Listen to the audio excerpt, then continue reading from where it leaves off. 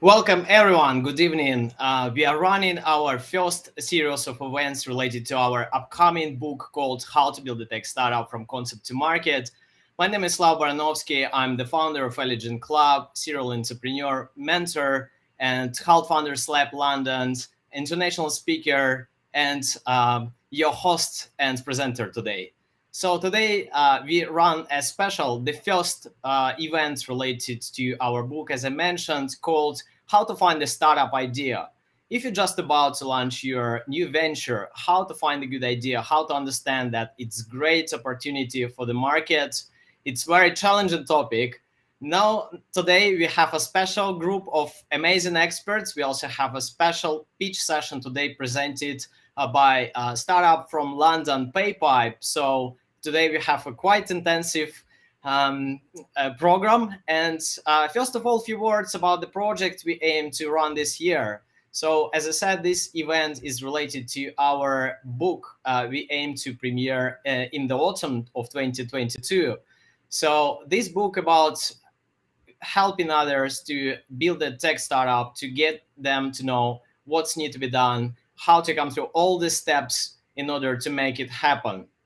So this book is written by myself with amazing group of contributors from all across the globe, from academic professionals, mentors, investors, entrepreneurs, sharing their insights on how to make it happen from day one. So we are not gonna inspire you much. This book in particular about giving you very clear and concrete guides on how to make it happen, what's need to be done if you aim to start building your venture tomorrow. So today we have quite intense discussion. So the idea today is to reflect and to help upcoming entrepreneurs to get understanding what's need to be done in order to find a good startup idea. And as I mentioned before, we have amazing group of speakers today. And first of all, I would like to introduce first speaker joining our session.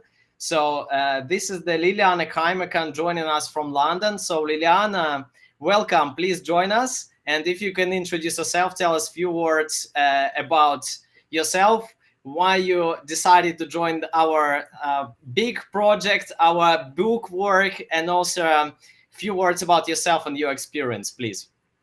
Absolutely. Good evening, everyone. Good evening, Slava. And very, very happy to be here at this session, and very happy to be part of this group of experts. I'm Liliana Kamakan. I'm professor of marketing, innovation, and entrepreneurship at Halt International Business School, with a wide experience into business environment. Being part of different big companies, but also working with various startups and supporting them in drafting the idea, in creating the idea and bringing it to life, and especially supporting them to develop the route to market and the marketing plans. As part of Halt University, which I would say it's very different to a certain extent than other universities, just because it's very much about doing. It's very much about a lot of focus on doing, on taking action, and really transforming different frameworks and different theories into concrete activities and tangible outcomes within the business. We have initiated and creating Halt Founders Lab, an incubator which allows students to bring their ideas to life and transform them in something tangible, and aiming to graduate and having also, when graduating, having a business up and running, being in a pretty good shape. And also that's the way we collaborate with Elegant Club and Slava. So thank you again for this opportunity to be part of this great group of experts. Thank you.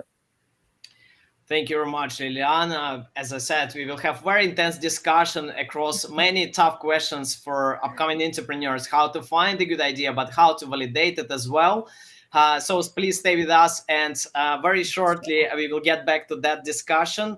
Now I would like to introduce our next special guest, book contributor, startup mentor, Marka. If you stay with us, please join our discussion. So Marka, please welcome. We cannot hear you yet. Sorry for the sound. Maybe you can double check your sound. If you can make sure that the sound is not on, so you can double check. We cannot hear you yet, so yeah, maybe you can check your sound. We cannot hear your sound yet.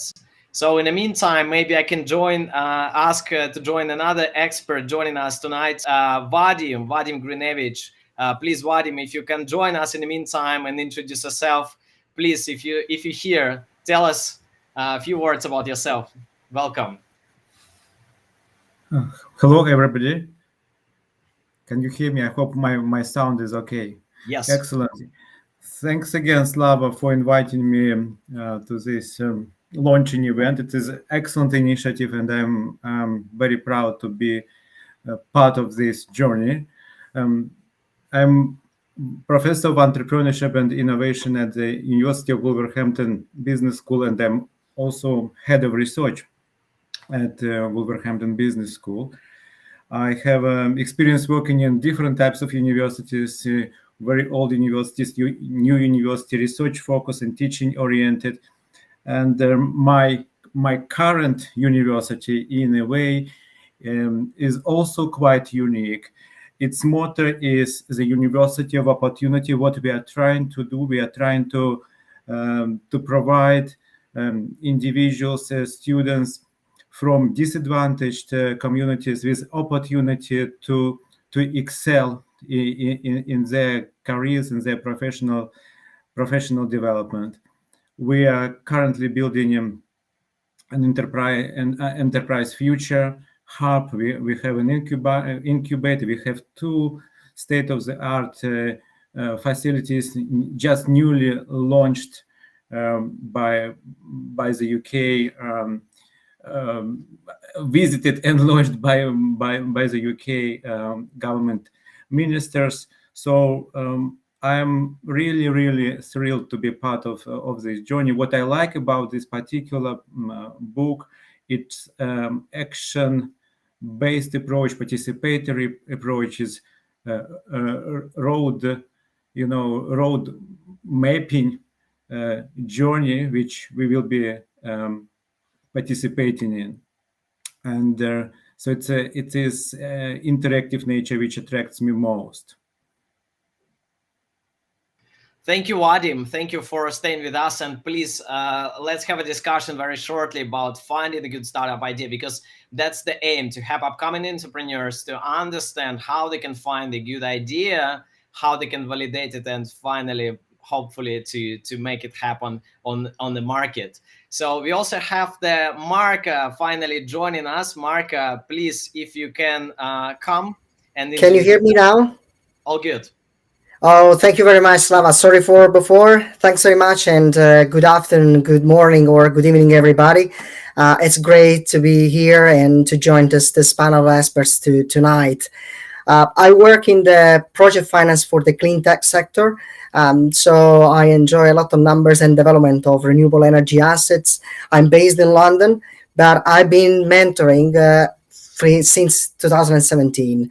And since then, I was doing a bit of a calculation in these days. I've been supporting more than 100 startups, going from Thailand to California, I would say. So I enjoy working with so many startups of different sector, different industry, and different stage of their life cycle. I'm one of the mentors with Elegant Club, with you, of course, and with your group. And I'm very honored to be part of the people who contributed to this great book. The reason why I joined, well, I hope that people can find some support, they can find some answer, and why not? They might avoid doing some mistakes that we all do when we create something new. So we are all together in this, and I hope we can enjoy all together this journey. Thanks so much, and I look forward to the coming up hours together. Thank you very much, Mark, for your introduction. And as I said, today we speak about finding a good startup idea in that discussion way. And also we have a special pitch presenting today coming out from Halt Founders Lab, the Pipe. The Pipe was the winner of special pitch events, business fair events organized by Hyde Founders Lab in December 2021. They are super early stage, and today we also aim to help them to see what can be done better, how to improve the initial idea, and what else need to be here. So we do expect some other special guests joining us.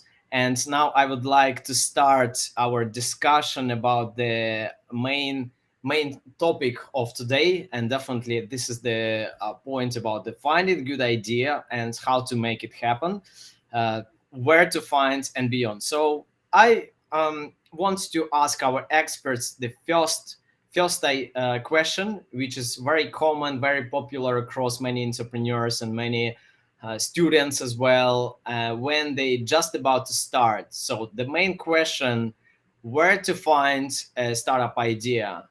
So maybe Liliana, you can start a discussion and also give your reflection, because you observed many student projects and you can see maybe some ideas how to start and make it happen. So please. Absolutely, my pleasure, Slava. I think we all have ideas. Yeah, we all have ideas, and we all have things which really grab our attention on one hand, but also we have a lot of pains, I would call them, or problems we want to be solved. So I think starting from this point, it's quite important, and that can be an initial starting point. Then it is about really doing your research, doing an understanding in that specific area, and see what exists there into that environment. Maybe somewhere else in other countries, maybe in other sectors. Would that be any kind of certain aspect you could consider of developing further, and take your idea to life? I would say also another important thing, it is in the moment when the ideas really start getting defined in your mind, don't be afraid to start the conversation with the people around you. Yeah, don't be afraid to engage and share your idea. So nobody will steal it. As long as the idea is just an idea, there's not too much to take away or to steal from you. It is just connecting with the other people, because this will help you refine whatever you have in mind, make it sharper, understand if there are some other specific needs you can cover with that specific idea, which start looking into getting a form or a shape in your specific mind. So I would say look into from pain points perspective, from problems existing into your life, the people around you, the people very well, your colleagues, your friends, and start crafting that kind of space where a business can be accommodated. And further on, I would say do a lot of research and understand what's going on in that specific environment, industry domain. What people are saying. Does it exist anything else specific covering and answering that need in other part of the world? And really go in and talk and share this idea with somebody else, because like this, what you can do, you get input, you get feedback, and you can craft it and transform it into a business idea from just a nice idea. Thank you, Liliana, for your start. Very helpful. And I guess it's started to answer some questions about some general approach. And now we have also maybe the contribution from Marco, because Marco, you work a lot with the startups as a mentor. So please, maybe you can give your points on how basically it works, and what's your impression, and maybe you can give a few tips about that, please.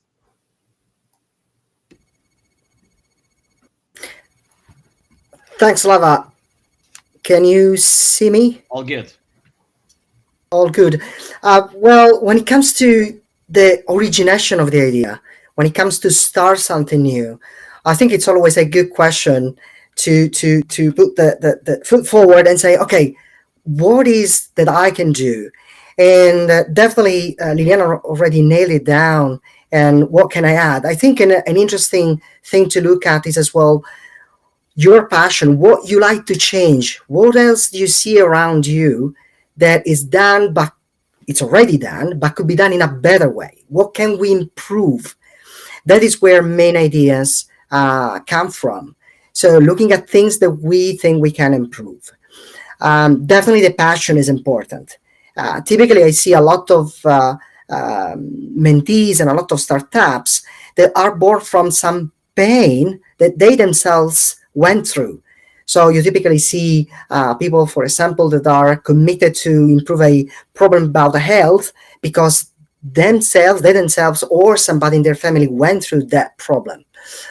Or I don't know, for example, their community suffers a particular problem, environmental problem, or they see because of their passion. I think about all the startups in the music sector. And typically, those are set up by people who were already in that ecosystem. They know those ecosystems. They understand what's wrong. They understand what can be improved.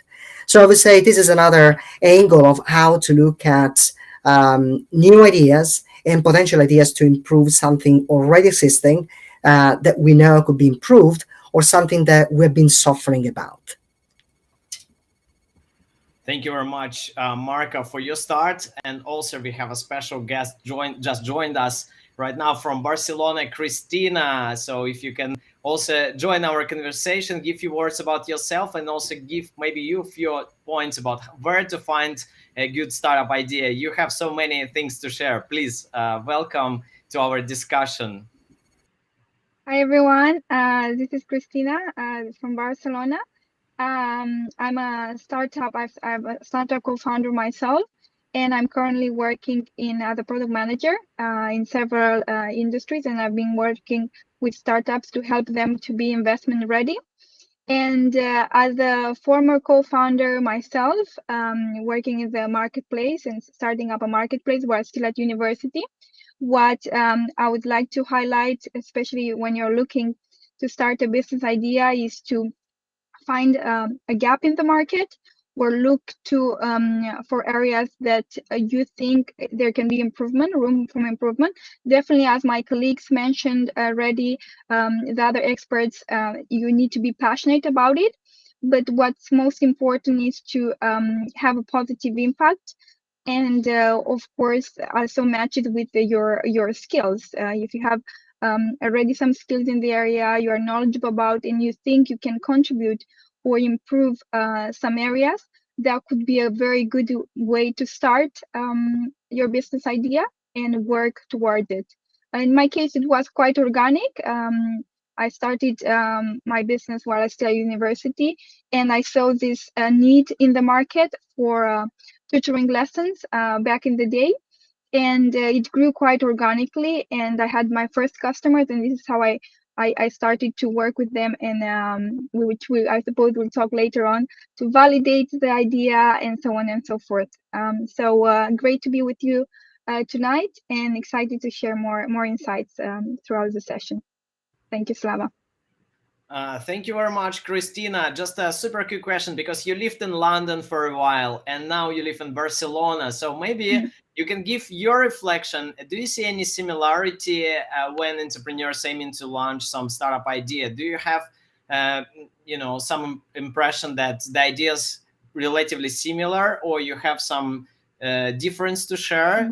What entrepreneurs in Spain do and what in London do? What's your impression on that? Yeah, thank you. That's a very relevant question. I would say for me, generally, London is quite, there is a lot of talent in London at a very large scale. So many ideas are related also with fintech. Many ideas are quite strong, but I would say the difference between Barcelona and Spain, I would say probably it's more focused in Spain. It's services. I would say from my point of view, but of course, I think innovation doesn't know of countries. Innovation is happening at the global level, and we have great entrepreneurs worldwide. And I think that's definitely something that if you're thinking of focusing on a market, it's very important to know the market, to know the industry, because you have legal terms that may apply. So you have to be very careful about it and know the market you're trying to reach. I don't know if this answer your question, but yeah, I would say ideas don't really, especially now in this pandemic time that we're living. I think we are border free, and everything is happening globally. So ideas should be thought from the beginning at a global level, and to aim for that aim objective. Thank you, Christina. It's quite helpful to understand, and please follow our discussion because we will talk more and we will have much more challenging questions as well. So please stay with us. And now I would like to ask our another expert, the Vadim Grinevich, because what I would like to ask you, Vadim, as you know that London to be considered as a capital of startup world, but so many other things going on in the rest of the country, in other cities and other regions of the UK. So you've been lucky to observe and see what other regions to be presenting about finding a good startup ideas, and you work a lot with students. So maybe you can reflect a few words about how to find a good startup idea, first of all, and what's going on across ideas in the rest of the country, not only in London. So if you can share your points, please. Thank you, Slava. I can't agree more with Christina that indeed London is a magnet of entrepreneurial ideas naturally, and it is a magnet internationally and nationally as well. And there is a certain degree of inequality you can argue in the United Kingdom in terms of access, to opportunity, in terms of, and also in terms of outcomes. So the finance is in London. Mentors are concentrated in London, investors, etc. What I just want to add a couple of comments also related to our previous discussion. I do think there are no bad ideas at all, no bad startup ideas. There are ideas which may be which may emerge at the wrong time, at the right or at the wrong place. For instance, we are now talking via this wonderful platform, video conferencing platform. Probably 3 years ago, entering this business, video conferencing business, and creating one more extra platform wouldn't have been a good idea, or wouldn't have been considered a good idea. But then now, the crisis struck and everybody moved. So idea remains the same, but time is different. And this is a kind of good example. This is a kind of good example why there are no good ideas, there are not bad ideas. So understanding the place, understanding the time you live is quite crucial. It's quite crucial for any entrepreneurs, and making a choice out of many ideas we may have, depending on time and place, is quite important. But another point which is related to regional differences, I think entrepreneurs who are operating in London or who are attracted to London tend to be much more confident about ideas. What you can observe in more remote parts of the country, that the confidence levels are not as high. So this is where I can see the differences also working, with students. So I think you need to be confident. So it's another lesson to learn. Be confident about your idea.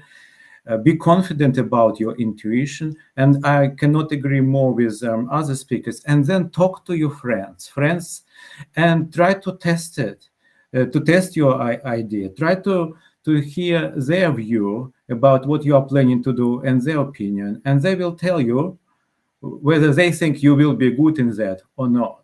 And they can also give you an idea how to maybe to divert, to pivot to something else where they think you could be much better.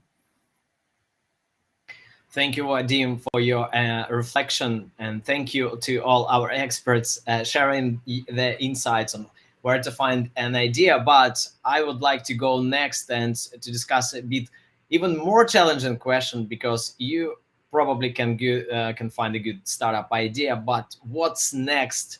How to make further steps in order to make it happen, and what's requirements, what's required, what's need to be done, and how to get a clear plan. And now I would like to ask to Liliana join us, and maybe you can reflect a few words about yourself, your experience on that, simply because you work with super early stage startups at idea stage. But I suppose that not every entrepreneur and startup founder understand what's need to be done in order to bring that startup idea to life, to reality. So you can join us, please, if you can. No, absolutely. Definitely at Heart Founders Lab, we have different groups of students, but I would say most of them indeed having really, being really at the idea stage. So I think what's really, really important in that phase is start refining the idea, start really looking to the aspects which has been covered earlier, and understanding, how I can make it more tangible, how I can really bring something and make it, easy to understand, easy to explain, but what exactly means, transforming in a business. And here there will be a few aspects definitely we need to look into. Understanding, first of all, who is the customer. Yeah, even in this very, very early stage, when you have just an idea, you need to understand who is your potential customer, who has that specific pain point, who has that specific need you want to solve with your solution, with your idea, with your business. Then, because this will allow you to understand if you have a market potential, if there is a space within the marketplace for your idea. Because at the end of the day, you want to get some money, you want to get revenue from that specific idea. So it's really, really important to understand how big can be your market, how many customers you may have, and start really defining and putting kind of some numbers into that space. And then connecting this idea with your customer, really, really defining this, what we call value proposition. What exactly are you going to bring so unique for that people into that market environment that you will become their first choice? You will become the solution to the problem they may have, and definitely you are going to be the one they are going to pay for. The other important thing, I think, it is think how much that your customers are eager to pay for your solution. Yeah, so where you can position yourself and start looking into how much there is anything in that environment which will allow you to bring this to life into kind of a sustainable manner. I think that's a very important aspect. So to summarize, I think having an idea, really refining and getting some input and thought from outside world, that's beautiful. But then you need to really anchor it into a customer need, really understand what and how can you solve a certain specific customer problem. Try to understand the market within that space. There is an opportunity for you. There is a space into that marketplace for you. And then how to combine and create a strong value proposition. So that, I would say, is the first step to bring something very, very tangible to the story of your business. Thank you, Liliana, for your nice approach and a nice explanation on how to make these first steps about the value proposition, and also making sure you have that right understanding what the problem you're trying to solve. But let's take a look at this question from another perspective, from mentor's perspective. Marka, if you can reflect your vision on how to help startup founders to get a clear roadmap and a plan to make it happen. And if you met the founders at the idea stage, what would you say to them? So please join our discussion, and if you can reflect. Thanks, Lava. And I would say it's very difficult to add anything after the excellent summary that already Liliana provided us with. But I maybe might concentrate this time on a word that you say, a clear roadmap. Let's try to challenge when, for example, do we want to have a clear roadmap? The reality is that one of the things that I try to work with mentees about is to be prepared to work under an uncertainty and the risk of change of scenarios. Vladimir before was talking about how the change of the ecosystem can determine whether an idea is now good or not. So yes, having a clear roadmap is the best way. On the other end, we say failing to plan equal planning to fail. So by any means, this is very important. But at the same time, we need to have flexibility. I remember a venture capitalist from Silicon Valley who was talking always about optionality. The principle of optionality means that whatever choice we make very early stage needs to open new options and not bring us in a cul-de-sac, basically. So optionality is very important. Planning, but at the same time understanding the ecosystem and understanding the change the ecosystem that might impact our ideas and how we want to bring it to life. Thank you, Mark. And now I would like to ask a quite tough question to Christina. Christina, I know that you had some startups in the past, and some of them, they weren't very successful simply because they did, and you kind of failed, but you became stronger and you realized that you can come up with some new idea.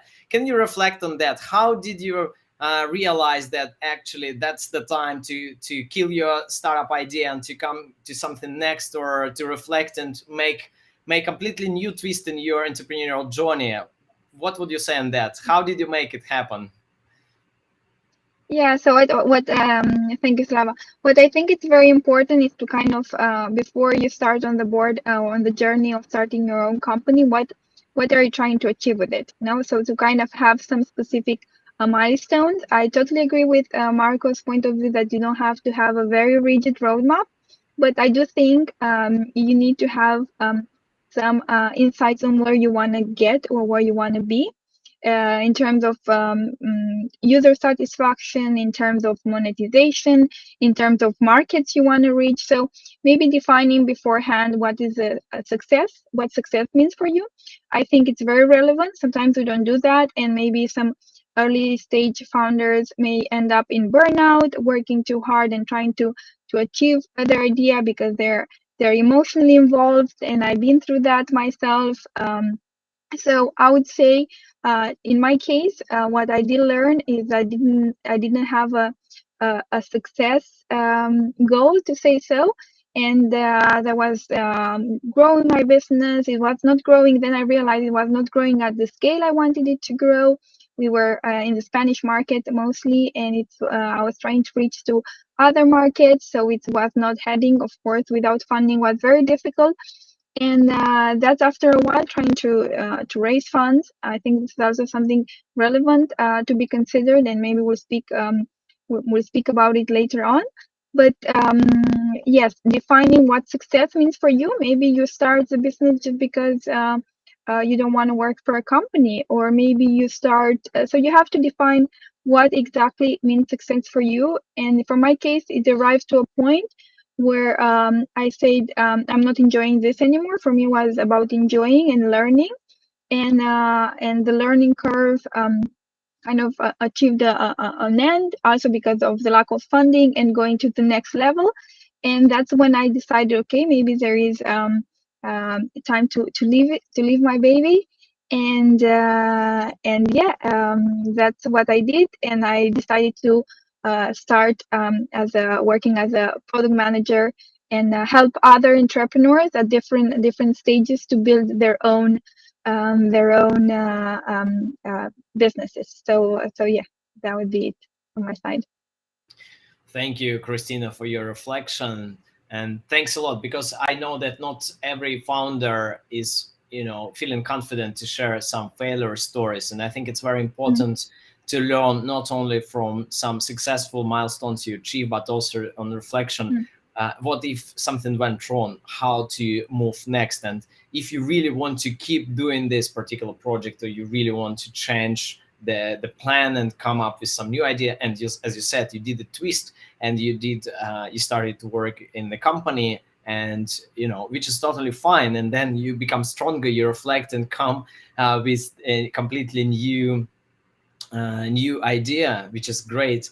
And just to reflect on that, I'm incredibly thankful for Christina, because we met, I guess, 5-6 years ago at a pre-accelerator program in London when I was a startup founder and building up my product, which is task management tool for remote teams. And here you are, we are here still talking about building a startup and sharing the good ideas, how to make it happen. So still that time we have this, sharing the points, and thank you very much for staying so long, and who knows, many more to come. So, and for sure, that's a very tough question, but equally, as you know, even you come up with very good idea, sometimes what is happening that you realize that every particular industry, every particular sector actually is busy. There are already competition exist on the market, and the challenge is not about making sure that the idea is good because you know that it's good idea simply because there are competitors,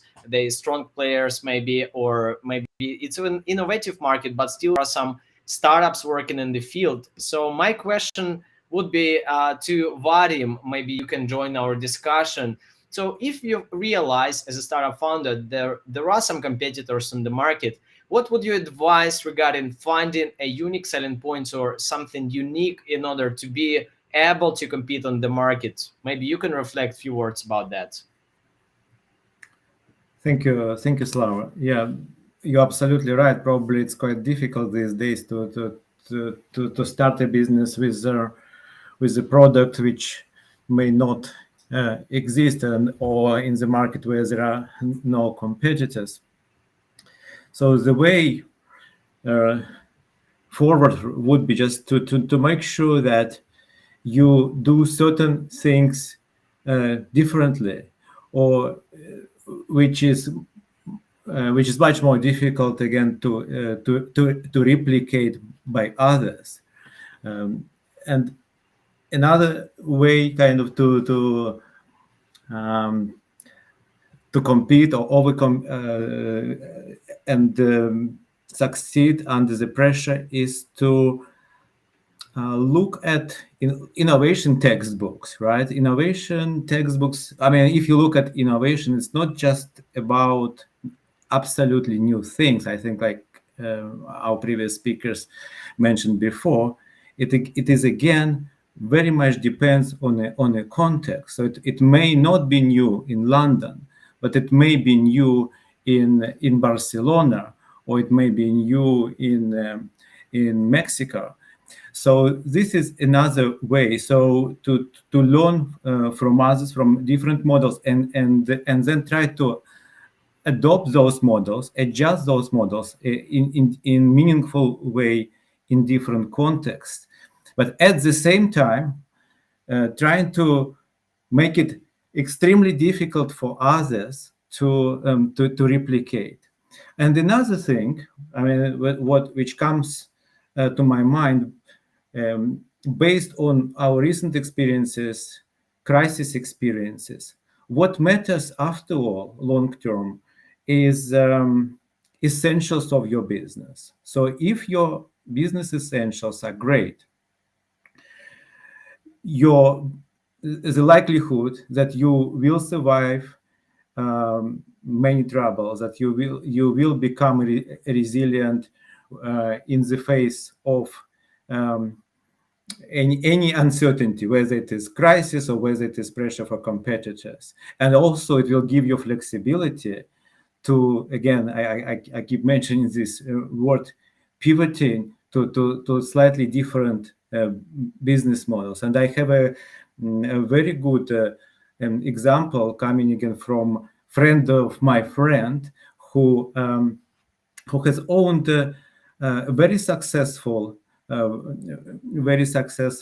restaurant business, which and the restaurant was absolutely full before, and then crisis struck again, and what happened during the crisis, that they managed, because the food was good, essentials of the business was absolutely great, whether it is before crisis or not. People wanted, to buy and order. and she became, I mean, her business became extremely successful as online delivery. And now, when crisis is nearly over, she says, I'm not coming back to my restaurant business. I love that, but now actually I managed to scale it to the extent which I have never imagined. So it's another very good lesson um, how to deal with competitors. Get your business essential right and make it difficult to replicate. Thank you, Vadim, for sharing quite interesting example on how the challenge or competition can bring your entrepreneurial journey to the next level of success, actually. But for sure, at early stage, there are so many ups and downs before it may happen, because you probably talk about some sustainable business or some confidence entrepreneur. And now I would like to ask also a very tough question at early stage.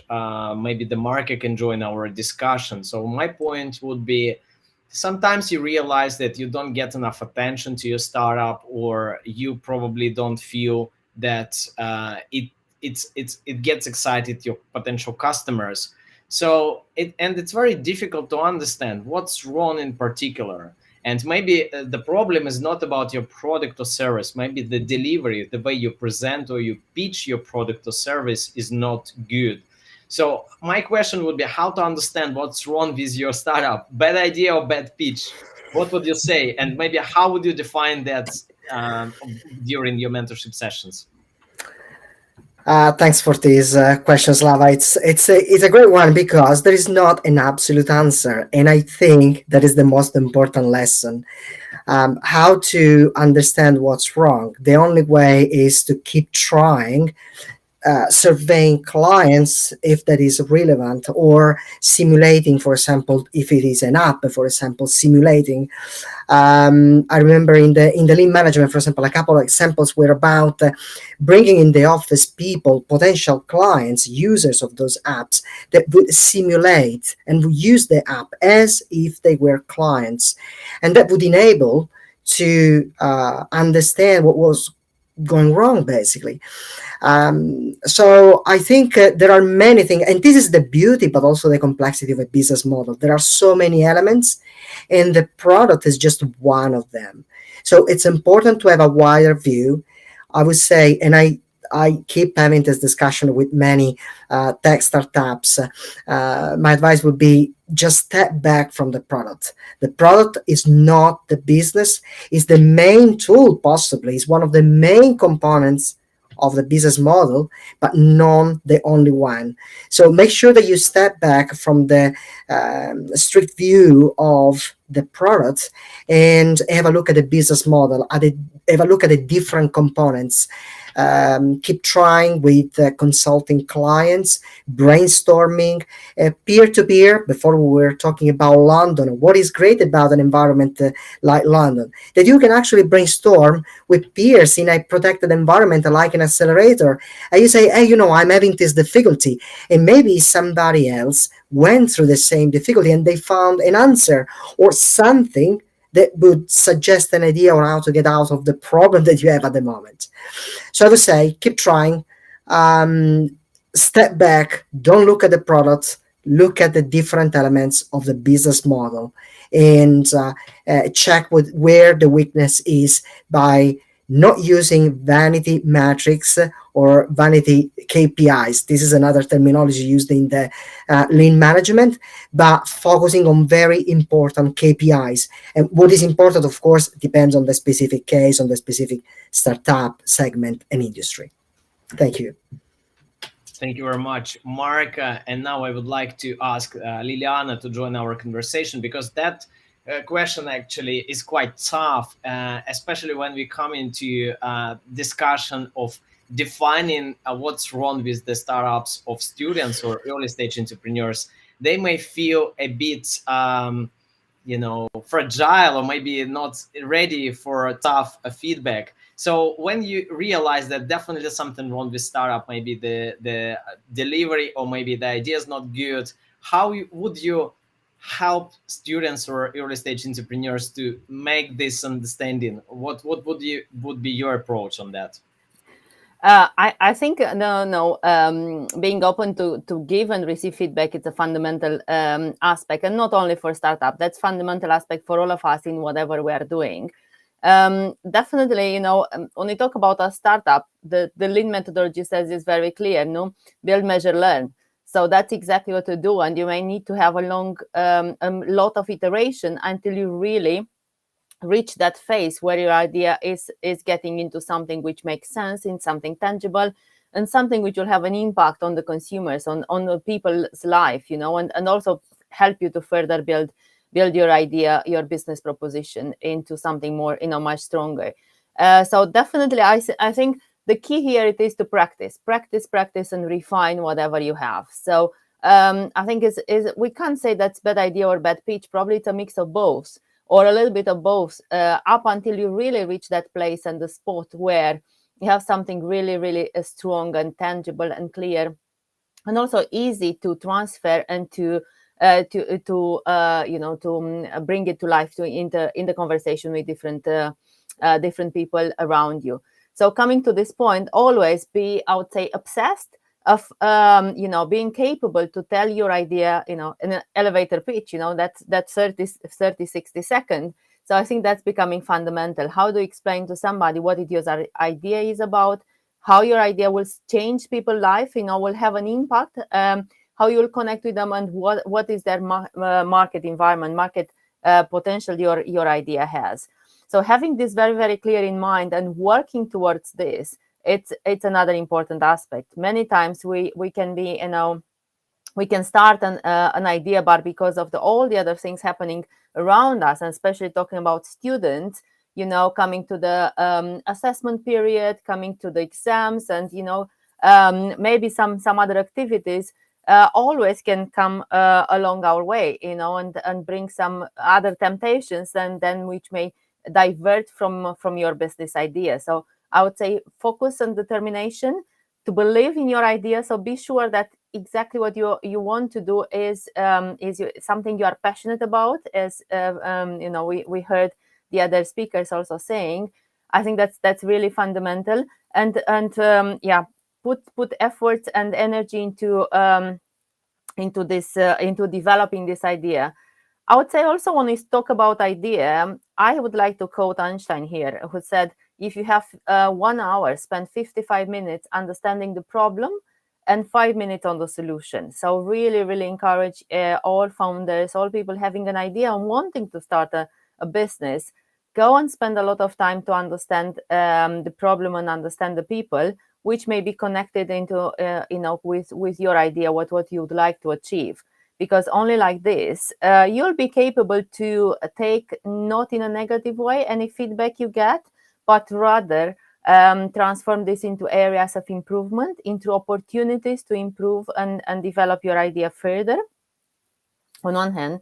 And I would say also this, this will not bring you a very emotional burden, or, kind of put a lot of pressure on you, but rather will allow you to accept even failure sometimes, but really move forward quickly, learn from that one and refine your idea. So yes, that may be some moments of failure, but it's important to learn and do it early. An idea phase, it is probably the best one to experiment and see and stretch your idea in many directions to identify really that nugget, that crisp space, which will allow you to differentiate versus competitors, to make it relevant to your customers, and at the end of the day, to allow you to achieve a strong business proposition. Thank you very much, Liliana, for your reflection on that. I think it was extremely valuable for those who just about to start their business, and maybe just to understand what's wrong with the business delivery, the idea, and how to come through that point. But there is another challenge we observe in the startup world. Lack of resources is very tough and challenging. And I have a question to you, Christina from Barcelona, because you came through this 100%. So my question would be, as you know, there are a lot of entrepreneurs, they say, oh, I don't have enough money to resource and to fund my startup development. So if you don't have money to fund your startup idea, what would you advise on that? How to come through this challenge? Yeah, thank you, Slava, for the question. It's a very relevant question because, in fact, I started my own business bootstrapping, so no resources available. But in fact, that having no resources available sometimes can be a very good thing because it gets you to be very creative on how to validate your business idea. And in my case, what I did in order to do so, I was already charging customers from the very early stage, if you can do so, because in some cases you cannot. But I think not having reserves can be a useful thing because it pushes you to think in a creative way how you can start making money to kind of invest in your idea. So as I was charging my customers money, I was reinvesting in the business, in marketing initiatives, and so on and so forth. But for those who don't have this possibility, I would suggest there are many, especially now, governmental grants out there, many hubs. For example, in Spain or in Barcelona, we have like a Barcelona hub that is helping new founders willing to receive mentorship, to have co-working spaces, and so on and so forth. So reaching out for these resources available out there, depending also the type of startup you are trying to build. Also, I would look for investment or at least support from other companies out there, or who are willing to give a chance. Or maybe you can also become a part of another company, or some get some funds for companies who are doing something similar, where you can share your idea and get some support, and in the end maybe be acquired by this bigger company. So I would say just being resourceful, looking what are the options out there also at the European level. Especially, I have my previous co-founder Jordi. He started health tech, and he's currently getting grants from the European Union and also from UK government. So this is another opportunity which I didn't look into back in the day when I was looking to raise funds. So definitely looking for opportunities out there in order to see how you can fund, and why not a good way to validate with the customer if your business idea, just to tap on the previous question, is a painkiller or a vitamin. So if really you are solving a real pain to your users or to your customers, to your target customers, those people may be willing to pay in advance for your business idea. And also I would like maybe a good way also to set yourself aside would be yes, applying different strategies like blue ocean strategies for those who don't know, to be different. Also find your what Liliana saying, your nugget in the market. And definitely, if people are willing to pay, your business idea has been validated and can give you some funds to have some runway to kind of grow and build your business. So that would be it. Thank you. Thank you very much, Christina.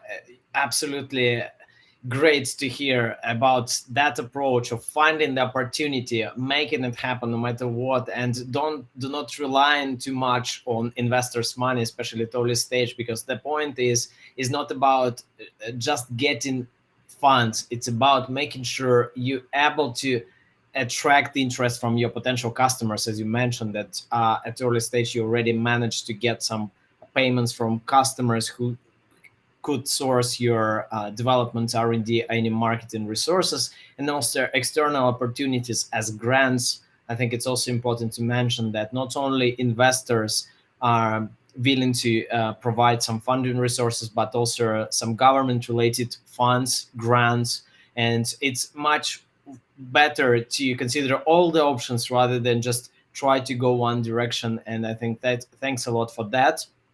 And for sure, I would say another super cool question to you, because as I mentioned before, we met more than 5 years ago. Since that time, the industry has changed so much, right? So there are so new industries appeared, the new challenges, COVID and post-COVID time appeared. So my question to you would be, would you recommend any industries to consider for finding a good startup idea, or maybe finding a particular problem to solve? Would you recommend anything in 2022 to look across the industries which you may feel can be the good choice for early beginners and for those who just about start the business today? Yeah, I think that's a very relevant question. So definitely the pandemic times we're living at the moment are a great opportunity. So many people, every crisis, it's a good opportunity. It brings with it good opportunities, and in this case, definitely the online environment has brought many opportunities. But also, yes, as Vadim was mentioning too, the online delivery for the restaurant has become, and also my business, which was a tutoring marketplace. And I exited the company before the pandemic, and now there is so much growth happening in the ed tech space because everything has moved to online environments, and definitely there is a huge industry booming in online environments like entertainment. Many people, like, just because of lockdown, are spending more time at home. And also I would also say, also keep an eye on the legal changes that are may happening in the country where entrepreneurs may be, because also legal changes may be new opportunities for their businesses. So definitely keep an eye. And also our behavior has changed so much since the pandemic, quite a lot, and there is a huge need for, I would say, for mental health happening, because we're working remotely, we're feeling more isolated. So there is a shift on how we think, how we behave, because rooted in the pandemic, and that can be a great opportunity to find ideas that support the new behaviors, and of course also the new psychological way to relate to the world and to the offline world, where unfortunately we are spending most of our time and our days in our work environment. So definitely that would be an area where I would recommend new entrepreneurs to look at and be very observant of what's happening around them. I think that's definitely the key, and look at the metrics and data available in those shifts that we are still going through. We don't even know what is going to be the impact on this pandemic we're living, and what solutions may need from the market. So be aware. For those who are looking and seeing us tonight, be aware and keep an eye open to look for opportunities. There are many. Thank you very much, Christina. I think the pandemic gave us the hints that we need to be very flexible and adaptable to the changing world in order to find the good ideas, but also being able to change the current businesses, the current the approach we have in our companies. And I think that's the very challenging as well, but also exciting, because we can find out some new opportunities, as you mentioned, and well-being in the hospitality, in this education sector. Many others need to be changed during this time, and also at post-COVID time. And now I would like to have the real example of startup so brave to develop startup in 2022. So we have PayPipe from London, as I mentioned before, the winner of Business Fair at How Founders Lab in December 2021. So please, I would like to introduce the Lisa and Max and PayPipe. So just give me a second. I will bring you live, and please introduce your startup, and you are more than welcome to start your presentation. Hello, everyone. I'm so happy to be here. I'm very excited to present PayPipe today. My name is Lisa Stenhauser, and I'm a student at Health International Business School, and I've been interested in tech and entrepreneurship since I'm 17, and last year in September, we started developing PayPipe. So you're gonna start with the presentation? Oh, okay, I'm gonna introduce myself as well. So yeah, hi everybody, my name is Max Blum. I'm a master student at Information Systems, even actually in Hamburg, University of Hamburg. And I mean, I was always interested in the tech world, and obviously then came the tech entrepreneurship is quite close to the rest of tech.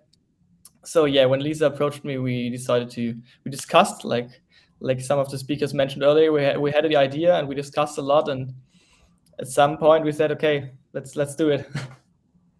Exactly. So I'm just gonna share my screen so you can see a presentation. All right, you should be able to see it. Okay, perfect. So, driving to work is really stressful. First of all, you're usually in a traffic jam, so you're already stressed you might be late for work. But then you realize your fuel is empty, so you drive to the fuel station, there's another queue waiting for you. Finally, it's your turn, you put the fuel in and go inside to pay, another queue. We don't want this to happen anymore. There is a very slow process when paying at the gas station, and this is why we want to make paying at the gas station automatic. And we are not the only ones having this problem. Actually, 96% of people, of drivers, said that they would prefer to pay not having to leave their car. And there are more and more customers being comfortable with paying cashless, especially if it is for convenience and very easy to use. Our solution includes using RFID technology. Max will tell you more about how PayPipe works. So as soon as you arrive at the gas station and are in front of the pump, there will be two things happening. First, there will be an RFID tag, which will be mounted to your windows, will be scanned by an RFID reader, and there will be a camera which reads your license plate. If both of these factors match, you will be authenticated and validated, and there will be a light which will turn green, which means that you can use the payment method of PayPipe. They just need to refuel like you do usually. And after you're done refueling, there will be an automatic payment. We got two options there. We got the blockchain where we use IOTA, and the second option is just a direct debit, like usual. And you don't have to go inside, and you can just drive away, and then you're done. If you want to see what you filled up, how much did you fill in your tank, and change some other stuff, you can just always visit our website and just log into your personal online account and change everything you want, or even block your card if you lost it. So obviously we need to provide value. So we provide value for two sides. For example, for companies, there are two coins of the two sides of the coin where we provide value. So the first side is for the fleet manager. So there will be obviously a fleet management surface, and there they can do like, okay, which car filled up how much, stuff like that. And it also provides security against fraud, because they only can fuel up the car where the RFID sticker is on, and not like with normal company cards, just fill up any car and pay with their company card. For the driver of the cars, there's also a benefit, which means there will be shorter queues, so it's less stressful. They can pay without leaving the car, which is always like annoying, because do you want to lock your car? Can you leave it open? Stuff like that. And obviously the payment will be automatic, which saves you even more time. So at the end, you should save around 5 minutes. So obviously the gas station needs some incentives as well. With our solution, they will be more efficient, so they can process more cars per hour. The transactions will be cheaper for the gas stations, and obviously we're going to provide them with customer data when they pay with our solution. And all of those factors at the end include a higher revenue for the gas station. Exactly, but of course we are not the only ones that identified that problem. There are already some solutions out there that enable customers to make paying at the gas station easier, so they don't have to go inside anymore.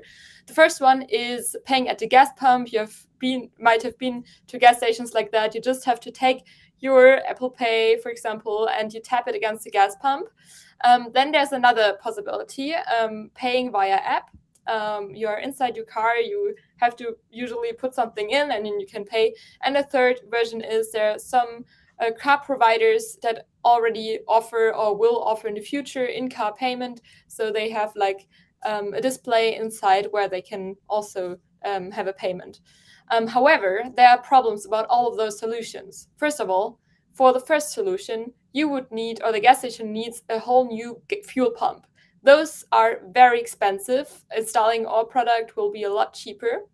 Then secondly, you don't need any phone or any credit card that you need to look for, as for example with the app. Third, it works with any car. Therefore, you don't have to have a new car that provides in-car payment, but it works even with older cars or an old-timer. And the last point is it's faster than all of the other solutions, as it's completely automatic. So what is the roadmap? What is coming next? So we just ordered a hardware to develop our MVP, so the RFID technology. And our next step, our goal until April, is to have a ready MVP that we can then test and verify. And parallel to that, we are still doing a lot of market research. As also mentioned before during the discussion, it's very, very important to understand the customer, understand their needs. That's why we are currently still conducting a survey. We are having interviews with different kinds of people and professionals to also understand more about the technology and new opportunities. And of course, we will have an analysis and evaluation of the information we gather at that point. So what are our main challenges? Because we are here today to discuss challenges of early stage startups. So first of all, it's time management. Both of us also work and study on the side. Therefore, we, of course, only have a limited time to only do the most important things that are important for our current point in time. Also, we'll start at Elegant Accelerator in April, and therefore it's important to get ready until then. The second point is the development of our MVP. Of course, there are new challenges to find. How can we implement the technologies? Will everything work out as we might imagine right now? And maybe we will need some support at some point. And the third point is market entry. It will need some more time until we are at that stage. However, it is, of course, a thing of two parties. First of all, the companies, the drivers, and on the other hand, gas stations. So if there are not enough people, drivers, who want to use this payment method, which gas stations will provide it? And also the other way around, who would buy the RFID technology if no gas station is there to provide it? We already have an idea how to approach it. However, it is still a challenge, of course. As I mentioned before, we are currently also conducting a survey. So if you have some time, just scan this QR code really quickly. You can also do it after the session.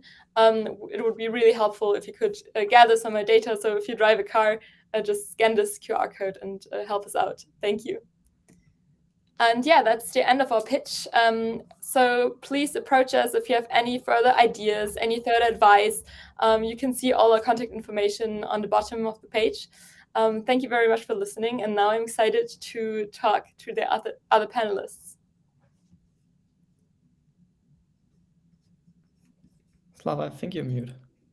Thank you very much, PayPipe, for your amazing presentation. So now I would like to ask our special experts to reflect and give their opinion of how PayPipe can move their project forwards and what can be done in a way to make it stronger. So Mark, if you can join our discussion, please give me a second. Sure. Yeah. Here we go. Thanks very much, Slava, and well done. Well done to PayPipe. Excellent pitch, excellent idea, and well done for your presentation, which was very, very smooth. In my feedback, I will not focus on the pitch itself and what I saw, what is good and what it was less good, because it was perfect, in fact. But let's focus on the 3 points that you mentioned. You mentioned about time. You mentioned about market entry. You mentioned about development of an MVP. I will share one idea about the development of,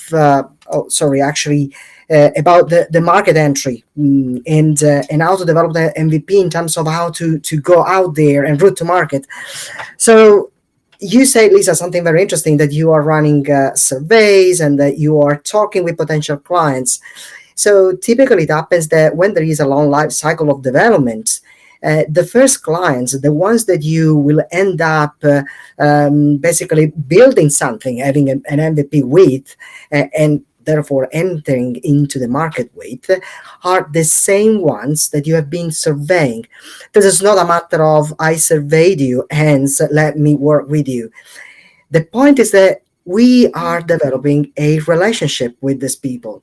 So it's much more likely that these people, once they know you, once they have been working with you, once they notice that you collected their feedback and you were really interested in the learned lesson through those surveys and so on, they might be able and willing to support you and collaborate with you. So my advice is from the sales point of view is don't neglect the fact that what you're doing now is already setting the ground for an MVP. It is basically paved the way for the entry route to market. Does it make any sense about this specific point? So you work now to interview, to collect information, but at the same time, you are building relationships. You are pitching tonight here, but you are building relationship with us and with the different panelists and possibly with other people of the audience who are listening to you. So whenever you pitch, whenever you talk, whenever you are presenting your startup, you are actually building relationships. Don't forget this part because otherwise, sorry, it looks like, okay, so far I did the market survey. Now I need to start doing that. No, no, no, no, no. That's not the point. You need to leverage. And there is a cascade effect on what I'm talking about here. If you leverage, you are actually making a best use of your time. Christina before was saying something very important. And I totally agree. And believe me, we are not the only ones who say the same thing. I remember watching an interview of John Mullins, a professor at London University, and he was saying exactly the same things. I even remember his words. If you have money, you become sloppy. So you don't have money, you have these challenges. Try to find a creative way to use your time. Building relationship means already paving the way to do the rest of the work. So it's an efficient way to use your time. And about the time, in fact, I would say point on efficiency. Accept that there are challenges on the way, including the fact that you might have your job and families and life and whatever. And look at how you are working and prioritize the use of your time. I would say make sure then everything that you do is in line with your vision, is in line with your goal, with your objective. And last but not least, be prepared to make a lot of sacrifices. I have my full-time job and I do mentoring. But for me to do the mentoring, I wake up at 5 a.m. That's life. Yes. Welcome to the real world. I really enjoyed your presentation. Well done. Feel free to keep in touch. And really great job from both of you. Well Thank done. you very much. Yeah, thank you for your advice. Yeah, definitely. I also think that building solid relationships right now is super important. And we also thought about, if we can develop partnerships with companies on the one hand, but also maybe gas stations on the other side, maybe in the first time only in one city, that we can provide the match between enough gas stations and between enough users. So yeah, definitely that's a very, very important point. That's fantastic indeed. You say two magic words. From one side, you say the gas station and clients. Yes, you need both of them. It's a platform. So you need both parts to build your business model. But then you said also, we might concentrate on a region. That's an effective use of your time. Reduce the scope of work, focus on a geography. In this case, you talk about a region, it might be a city or a zone of a city, I don't know. That is a way to make an efficient use of your time. Don't dilute the efforts. Focus, concentrate, make sure that you can prove your business model, and then you scale up from there. You found your solution or one of the many solutions. Well done. Yeah, thank you. Thank you very much, Marco, for your start of reflections. Christina, please join our discussion and give your points about that particular startup, PayPal from London. So your turn. Thank you. Thank you very much, Clara. Very great presentation. I really enjoyed it. So very, very, very smooth also. And one thing I really liked and I would highlight is the fact that you mentioned the challenges. I think that's very important. So I would always recommend to early stage founders to do pre-mortem. So what can go wrong that your company may face?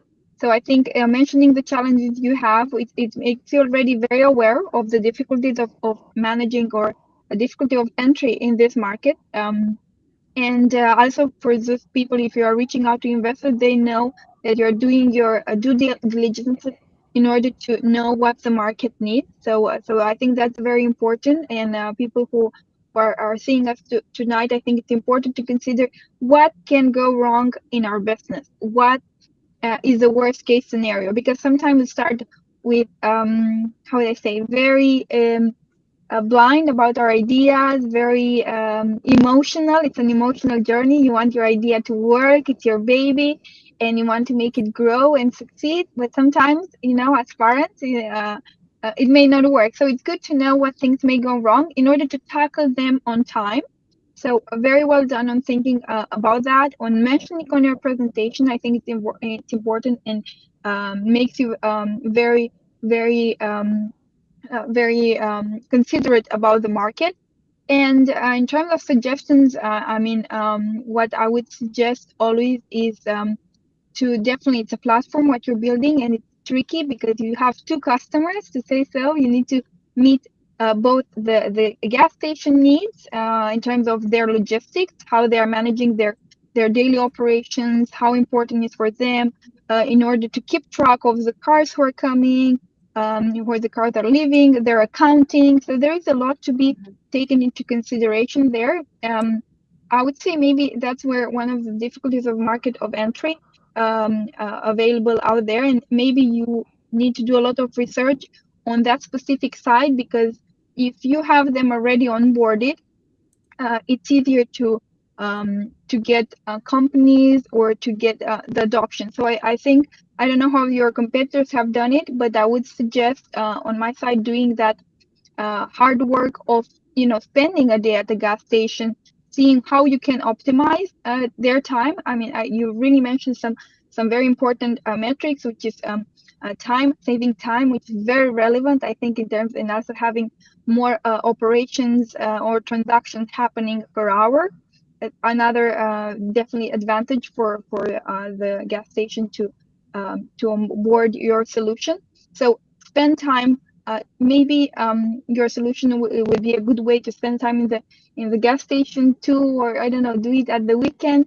Learn what can you else improve, and where can be the highest improvement you can make. And yes, I see, as far as you explained, it's a B2B solution, if I understood it well, for companies, or it's a B2C one. I understood it well. It's B2B solution.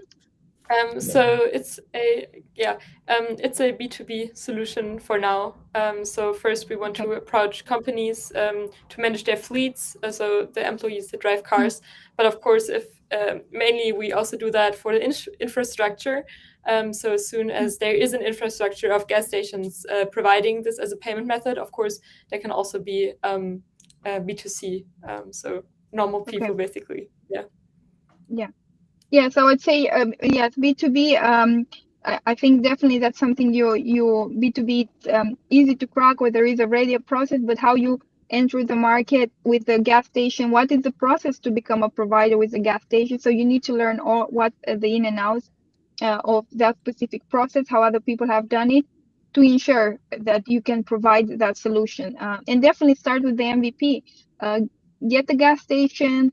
Try to do something. I don't know if you can do some Coursera services. You can do it yourself. I don't know. Think about creative way to validate that this is something. It's meeting your objective. It's saving time.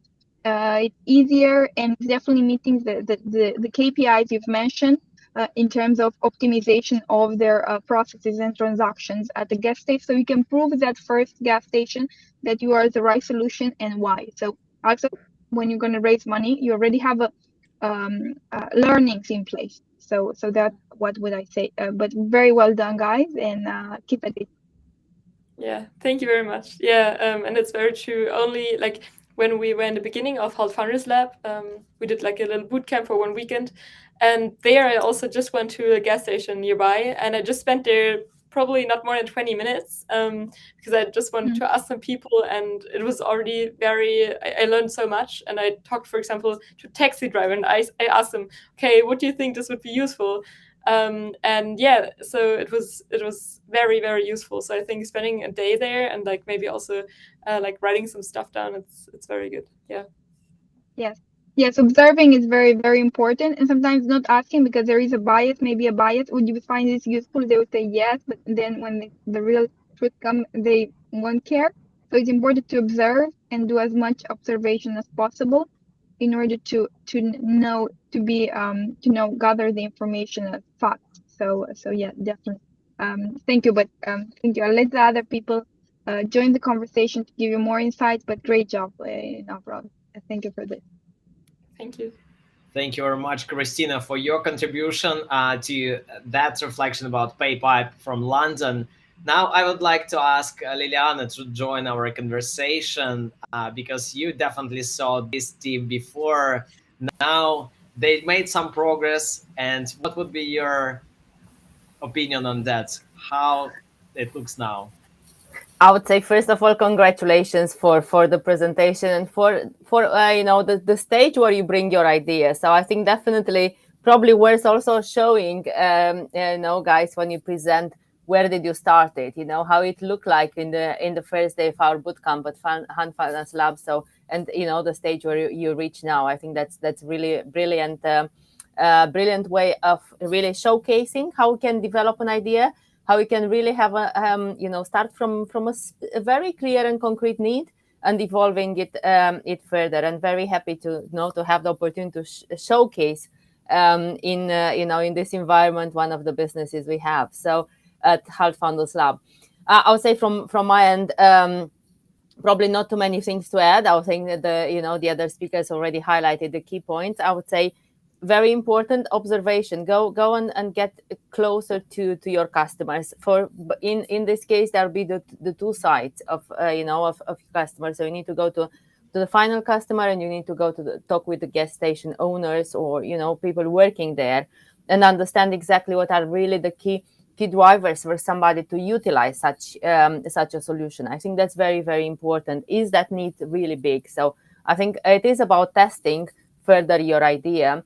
And also probably very important here would be to bring your MVP to life and have an opportunity and implement it in a certain place and start testing it.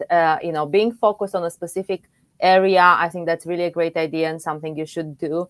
Because it's about, at the end of the day, resources you have. And when I say resources, we are looking from different perspectives. You still need to study it. It's about the time you can allocate to bring this idea to life. But at the same time, probably some financial resources, some investment you need to already start putting into your business to bring it further to life and,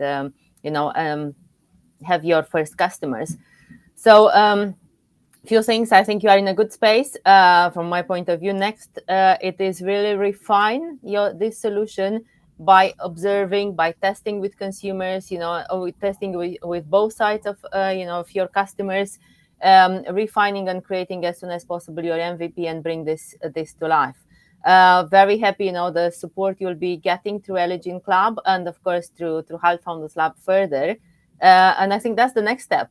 You are already in that phase where you need to test this idea. You need to really execute it and get the feedback from there and make sure that you bring it to life and get the feedback from your customers. That's from my end. Congratulations again. Really good presentation. I think we can all learn from your presentation on building sharp, crisp, clear. That's really good. And yeah, happy to support you further to bring this to life. Thank you very much, Liliana. Thank you for your contribution. And we are moving on, because we have Vadim also who willing to share his opinion on that particular presentation. That's a pure innovation, very innovative tech-related project. So Vadim, that's your expertise for sure. How about that pitch presentation? Give you your opinion, please. Thank you, Slava. I think it was a very impressive presentation, and Liliana and the team, well done, very, very impressive. What I would just reflect on a few things which have been mentioned before, and which has been picked up by other speakers. One is related to MVP, and I have noticed that in your timeline, you mentioned you are at the stage of ordering hardware, and then you are planning to develop MVP. My comment is it might be worth considering simplifying or compressing these two stages, because it might be risky to invest at this stage into hardware. And perhaps you may learn from the Dropbox case and the MVP, kind of classic case of MVP, where you don't need to go too far with investing into developing the product. You may just you already have, in my view, you already got your MVP. You already have a set of slides. And this is what Dropbox did, right? They did not have a product at all.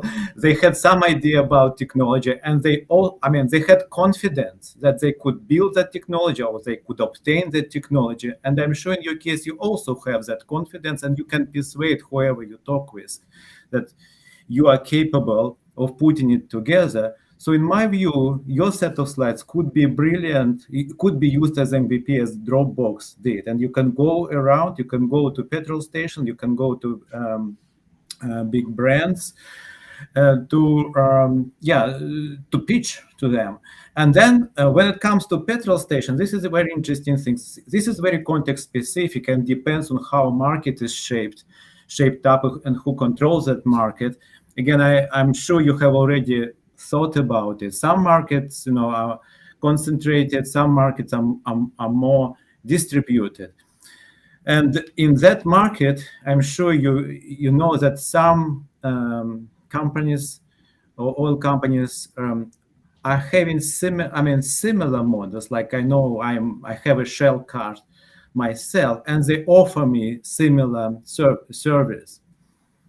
And then you need to think whether to go to Shell first, or maybe to go to other companies who don't have this technology, or they don't have that brand, kind of late movers who will eventually enter the market. Again, there is a good example with, let's say, in the UK, in the retail sector, right? Like supermarkets chains such as Morrison's, they were quite late with entering into retail. So they tried to use some intermediary companies which could facilitate that entry. So probably, so in my view, you may be good. You can develop a good offering for those companies. But then, you can also go to Shell, and if you can show to them that you are more cost-effective solution, they may choose your solution than invest heavily into their own product. So this is one part of the equation. The other part of the equation is something which we discussed before: changes in behavior. So understanding to what extent customers are willing to use this application, this way of paying is quite important. Who knows that on a large scale? Who has information is companies, again, petrol stations. So doing service, yes, but again, if you find the way to obtain larger scale data, transaction data, anonymous transaction data from those petrol stations, where you can see troughs and peaks in consumption of petrol and queuing. That would help you again much more, and also it will help you to understand where geographically target your market.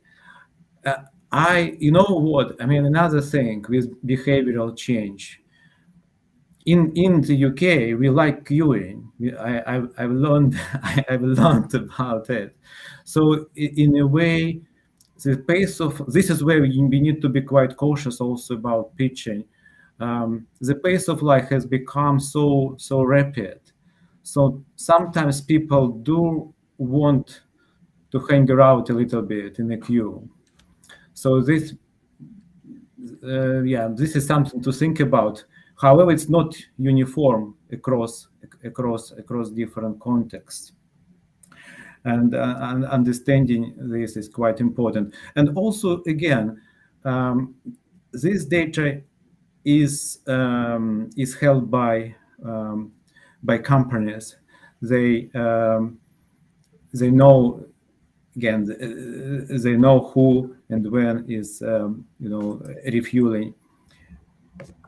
And one more aspect, I guess, I want to say that probably I don't have anything to say. I was quite impressed by your presentation, and I do see this as a very promising idea. Where I can see, I think it's a global model. So understand, and this is where your cost will be.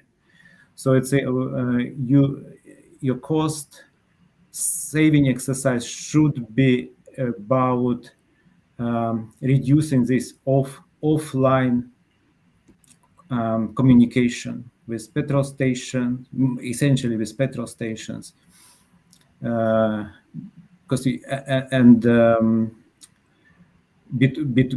B2B element of those. Thank you very much, Vadim. We're moving on, and thank you very much, PayPipe, for your amazing presentation tonight. So I think that would be the good start to take into consideration the feedback you got today from experts, and let's see what would happen in the few following months. And welcome to see you back since you get some new progress after that. One more time, thank you very much, and thank you, Vadim, for your reflection and your feedback to PayPipe from London. So yeah, thank you. And we have to move on. We have to discuss more questions because we still not covered the topic yet fully. So I really want to move to the point of, as previously you mentioned, and the PayPipe startup is related to that petrol stations, and that's definitely related to that simplicity of filling up your car or vehicle. And equally, if you make a little transition to some new technologies helping us to become more eco-friendly, more efficient, more sustainable, we observe that some startups, they're looking for some innovative solutions in sustainability space. And it's also very important to understand how to make sure that sustainable topic and a startup being able to do something in sustainability aspect, it really provides some real value to the businesses or just the customers. So my question would be, if you just about to build a startup in sustainability, which is very trendy nowadays, how to make sure it's beneficial for end customers? And I would like to ask Liliana to join our conversation, and maybe you can reflect on that, because that's area of your expertise for sure, and maybe you can give your opinion on that, please.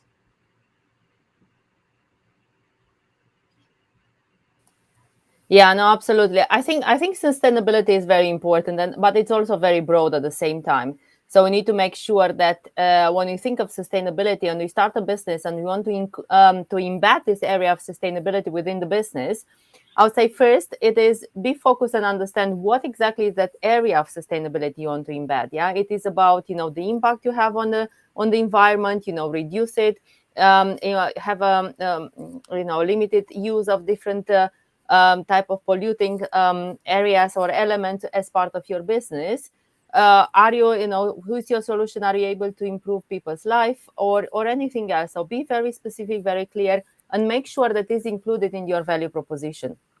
I think that's something very, very important and key thing to be taken into account. And then as you progress, make sure this is growing and it is there included at the heart of your business idea. It's not something which had been, an add-on. You want to have it to a certain point and then forget about this. Yeah. So sustainable businesses are here to stay, and this is something what consumers are looking for, what people are looking for and expect from the business. So it's very, very important to make sure that we create sustainable business. We create businesses which will have a positive impact on people, on society, on planet, environment overall. Yeah, so that's really, really so key and important aspect we need to take into account.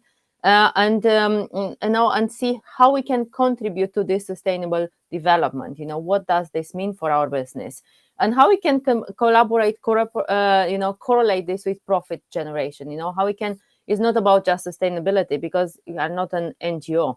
You create a business, so the business should, at the end of the day, deliver profit. So how we can create profit, but in a sustainable and way, and engage in the best way with your customers, delivering them something they need, something that's tailor-made for them, something that's really solving that specific problems.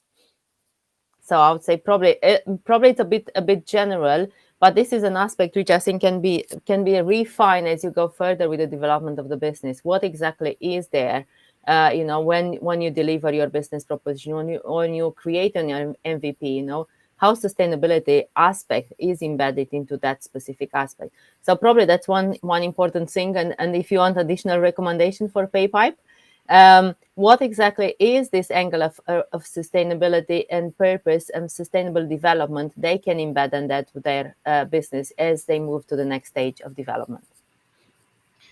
Thank you very much, Liliana. Absolute fair points about bringing that sustainability approach to PayPipe, perhaps, so that there is a space to work more on that direction for Max and Lisa. So thank you very much, Liliana. And now I would like to invite Christina. Christina, if you remember, we had amazing startup week in Barcelona focused on sustainability topics. So that's the key for you as well, key topic to discuss. So maybe you can reflect a few words on that, how to make sure that beneficial for customers to have that sustainability project. So what would you say on that?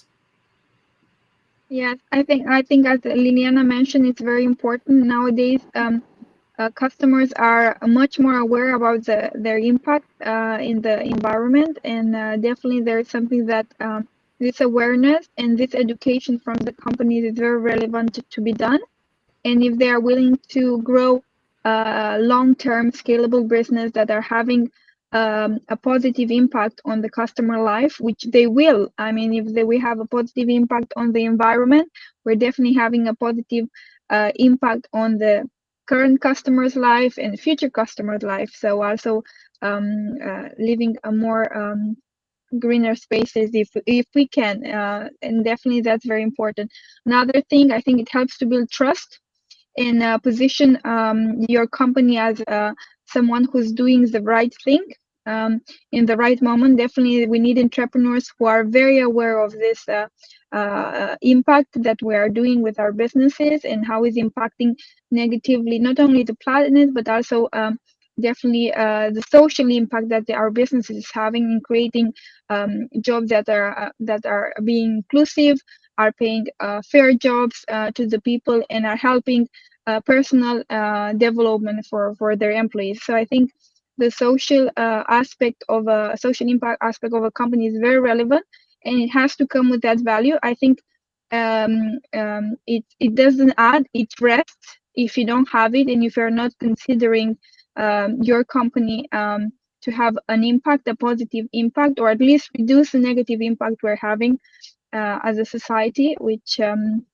definitely is quite big.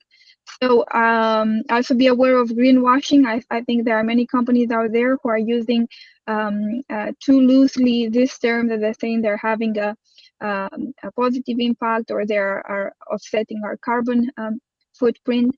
So if you do it, be mindful about it. Do it with the right expertise. For example, B Corp certification out there are giving guidelines on how to be more sustainable in your business. What are the pillars of sustainability and social impact to be met? And I think it's definitely gonna be, but not use it for marketing purposes.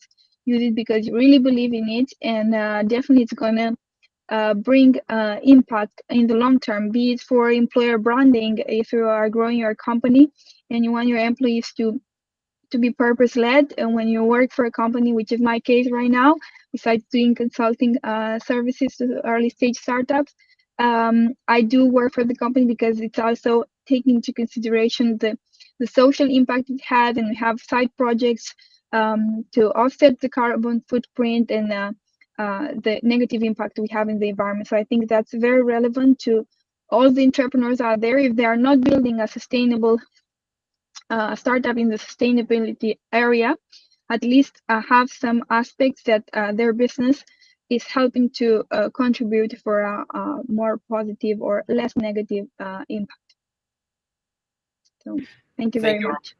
Thank you very much, Christina, for your reflection. I think the topic we're raising right now is incredibly important, especially for the next generation of entrepreneurs aiming to build the startup this year and the following years. And we actually see that change, that more and more entrepreneurs, they're willing to build some startups with social impact. But there is another challenge related to that some entrepreneurs, they struggle to combine the social element and social impact purpose of the startup with business model and the business business success as well. So how to build up the successful financial model plus socially impactful startup. And I want to ask Marka that question, because the Marka is an expert in that field as well. So Marka, maybe you can give your reflection on that. What would you advise to those entrepreneurs who aiming to build a startup with social impact, but how to make money then? How to make sure you're able to build up sustainable business model as well, and make sure it brings value commercially and socially as well? Yeah, thanks for this question. I think that a lot has been already said by Christina and even before by Liliana. I think that in principle, merging sustainability with something that is beneficial, I saw before comments, it's not different from any other thing. It shouldn't be different from any other thing. We look for something that is beneficial but makes sense from the economic point of view. We look for something beneficial but that is within the laws. So we already do that. The problem is that the society is not yet, unfortunately, I would say, educated to the sustainability. So sustainability should be a trait of the company itself. And that should be even easier for companies which are digitally born, like the new ones, the startups that we work with and that we support. So how to make sure? Well, I would say, first of all, it takes a bit of sticking to your values. How important is sustainability for you? Of course, you could play the game and do greenwash or try to play the trick, or, as I see around, unfortunately, very often, just try to please the clients with a certification or whatever mean just to do marketing. So using sustainability for marketing. Well, personally, I'm not very impressed by that type of solution, but the point is that the customers sooner or later will realize. So sustainability should go inside the business model. But bringing sustainability inside at the core of the business model, of course, helps getting out value and also making profitable. Because making sustainable means saving resources, which in turn means saving money. It means saving resources like having digital staff. So it means improving the experience of the clients. Sustainability means also addressing the needs of clients. Before both Liliana and Christina were talking about that. So actually means that you can claim, you can talk in your storytelling, you can show to your clients, to your audience, that you care about certain values. So you can build up a brand up on sustainability. So I already mentioned resources. I already mentioned customer experience. I already mentioned segmentation and marketing benefits. So these are three possible ways that actually help a lot making and using leveraging on sustainability to have a profitable business. The difference is between those companies that use sustainability just as a way to greenwash, and gosh, how many I see around, and those ones who believe in sustainability and will be able and willing to make the hard choices, which means sometimes money is not the only thing that counts because we have values and we do things in a sustainable way. So I think there is a lot to do in sustainability, and there is a lot of value to get out of it. It's not true that is a just something that it's just costly and you don't get benefit out of it. And in all of this, I didn't mention, and again, this was actually given a hint about before. Policy is going more and more towards sustainability. So let's not forget there will be a point in which sustainability becomes compulsory. So you might have a strategic competitive advantage compared to other solutions. I mean, in this case, compared to your competitors. So, look, there is a lot to do with sustainability. I completely agree with those people that see a lot of value into it. And I already mentioned a few of them. So, let's talk more about it. As Slava knows, and people who know me, sustainability, in particular way, the environmental side of sustainability is at the core of my professional experience. So I'm all up to it. There is a lot of value. Let's make this journey, and definitely let's deliver more value through sustainability, not less value. Thank you very much, Marco, for your insightful reflection on that. And definitely that topic is one of the maybe the trendiest one and also the actuals in 2022 regarding the finding the good startup idea, where again it's quite tricky but also exciting to find the balance between uh, finding the good impact and the purpose of running a startup, but equally financial results and financial outcomes for your company and also investors and everyone supporting your startup. And partially, I think the reason why some startups fail is simply because they cannot find that balance being impactful enough, but equally commercially successful enough to fulfill the traction of startup and to make sure you going well.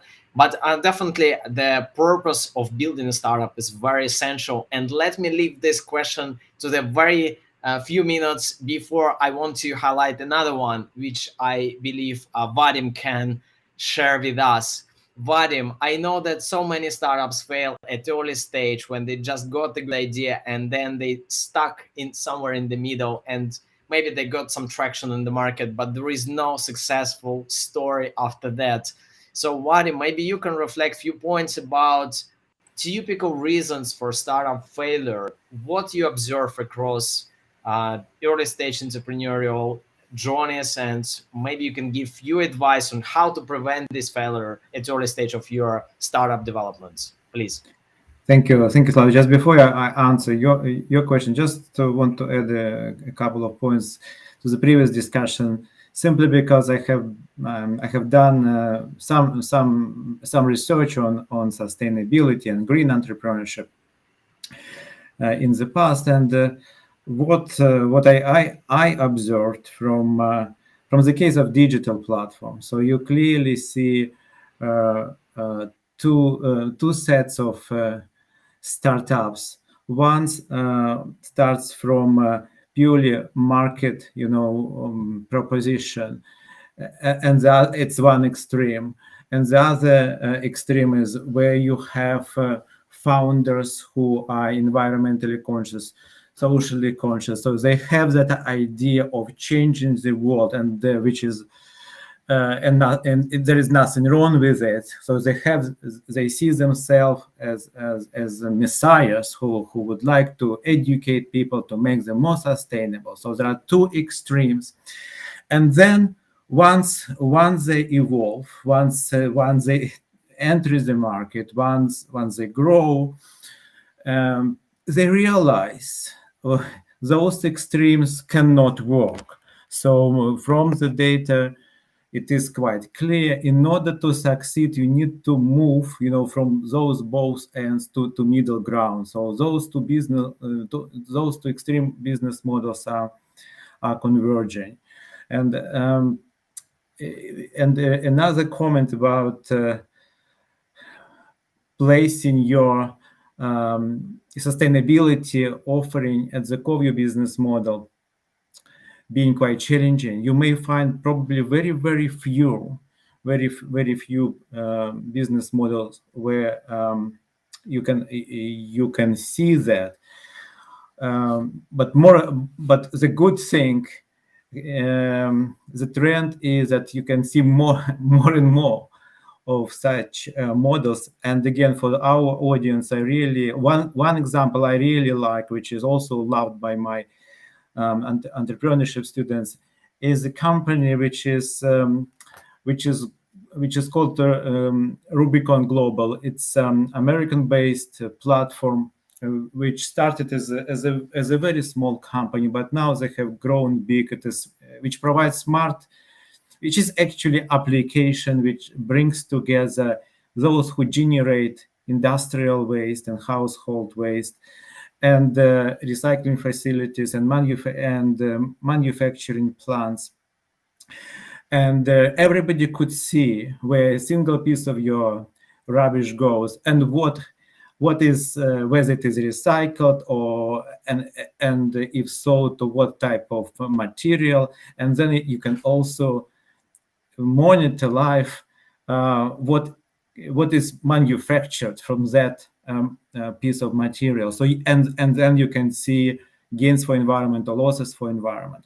So I do see potential, especially for business models which are not looking at sustainability in isolation, because you may gain something here. You may produce, you may manufacture a very nice wind turbine, but what about end of life of that turbine? What about recycling and how much energy and how much footprint that recycling may generate, and who knows, may even offset initial savings from the product itself. So I do see a lot of potential for business models who are trying to look and bridge the gaps in this circular economy type of solutions. Yes, to your second question, which is related why top some three, businesses. if you can mention, because we're super on time, and if you can give me Two top things, three. yeah, which I mentioned before: wrong place, wrong time. Marco mentioned people are not ready for sustainable solutions. Your idea is wonderful, but society is not ready. And wrong time, yeah. Leonardo da Vinci flying machine came up with a design of flying machine. Wrong time, people didn't want to fly. They preferred coaches. So these are, I'm very optimistic. Again, my motto: there are no bad business ideas, just wrong time and wrong place. The time will come, but please prioritize those, which could pay off during your lifetime. Thank you, Vadim. And now we just coming to the main question of that session. I think the reason why we need to highlight this is simply because definitely it may happen that you may fail with your startup development, but as soon like it's aligned with your life journey and you see the reason why you're interested to drive that particular startup idea, it doesn't really matter if you fail or not, because you still can get some knowledge, experience, and make your future new startup ideas stronger. So my question would be how to find the right purpose of startup, how to make sure that you make it for a special reason and you have a real intention to make it happen. Otherwise, you will fail because you won't have enough motivation and energy and decision to continue your journey if you had so many challenges before. So you really need to find the right purpose. And Vadim, please stay with us. But I want to ask Marka first. Marka, maybe you can reflect on that because that's your expertise for sure. You're mentoring startups for many times about that. How to find the right purpose for my startup? Give us advice. Thanks, Slava, and yeah, that this is very close to my heart, and let's put it this way: we spent a couple of hours tonight, and we enjoyed, at least I enjoyed a lot, by talking of things, elements that you have to look at. You have to look at competitors. You have to look at the ecosystem. You have to look at what the customer wants in the market demands, in the investors. So we mentioned a lot of things that we have to look at.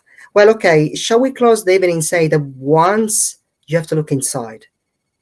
If you really want to find a purpose, if you really want to find something that is important to you, just look inside. Don't look at investors, don't look at competitors, don't look at what happens around you. Is there anything that you believe in? Is there anything that you care about? Just look inside. I think this is the best exercise that I would advise, and then in fact I do with all my mentees when we want to come up with an idea that is important to us. Absolutely fair and great points. We learned and we actually pointed out different things about starting, different aspects, different challenges, different ways to start a business.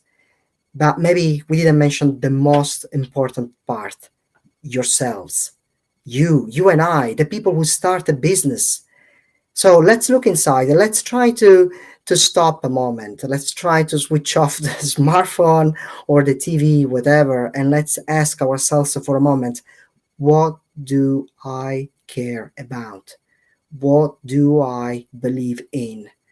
And I think if we start asking ourselves these type of questions, it will become easier to find something that we believe in and consequently some important way and ideas to build something for the greater good. That is what I think. Look inside yourself. Thank you, Marka, for your very inspirational reflection on how to find the right purpose. I believe you have many more to read in our upcoming book, How to Build a Tech Startup from Concept to International Markets. We aim to premiere this year. And now, finally, I would like to ask Vadim, because you engage with many students and entrepreneurs aiming to build some innovative products. So what's the purpose and how to make sure you're on the right way? Is it reasonable to build some venture, or you need to rethink and reflect if you really need to do it or not? So maybe you can give a few advice on that before we finish, and please give us your reflection on that. Thank you. I would say it's a very personal question. I don't think you can find a uniform recipe, because some entrepreneurs and some they may not think about conquering the world. They would like to create a business, something which was mentioned before. They don't want to work for someone. They want to be independent, and they want to create a business, sustainable business, economically and financially, which would provide for themselves, for their family, for their children in the future, which could give good education. So-called lifestyle businesses. Others have bigger ambitions, some to create, international empires, and again, nothing wrong with that. So, in my, this is where I pretty much my thoughts are resonating with previous speakers. You have to have that confidence, that belief, and you have to trust your intuition and pursue your dream. Thank you very much, Vadim, for your final reflection on how to find the right purpose. Today we had amazing discussion about finding a startup idea. This was our first event related to our upcoming book project, How to Build a Tech Startup from Concept to a Market. We had Lisa and Max joined us today with PayPipe. Thank you very much, guys, and looking forward to see you. Thank you, Vadim, and thank you, Mark, and all the contributors joined us today. So as I mentioned before, we aim to premiere upcoming book called How to Build a Tech Startup for early stage entrepreneurs and startup founders to find the right purpose for building a startup, to answer all the questions, to get the answers on the questions, how to find a good idea, how to make it happen, and how to make sure you're on the right track with clear understanding what would be your roadmap in order to make it happen. So if you would like to know more about our project, about our upcoming book, about the contributors and startups presented today, please take a look at our website, howtobuildatechstartup.com. You also may be interested to learn more about Elegant Club, our community, and the main platform to engage with the startup founders, entrepreneurs, academic professionals, mentors, advisors, investors, and many more. So please visit elegant.club, our website. So tomorrow at 6 p.m. we have another amazing session related to our second chapter of the book, How to Find the Co-Founder and Build Your Startup Team. Join us tomorrow at 6 p.m. London time. We will have another discussion on that topic. And equally, again and again, if you would like to know more about the project, about the main project we aim to launch this year, about our book, please visit the website and see more. You can read more information about also upcoming events coming in the following weeks in February, in March. So thank you very much. It was amazing contribution.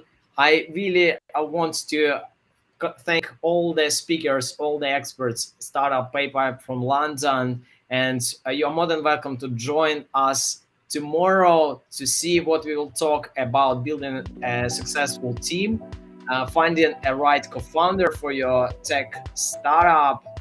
Please stay with us and see you tomorrow.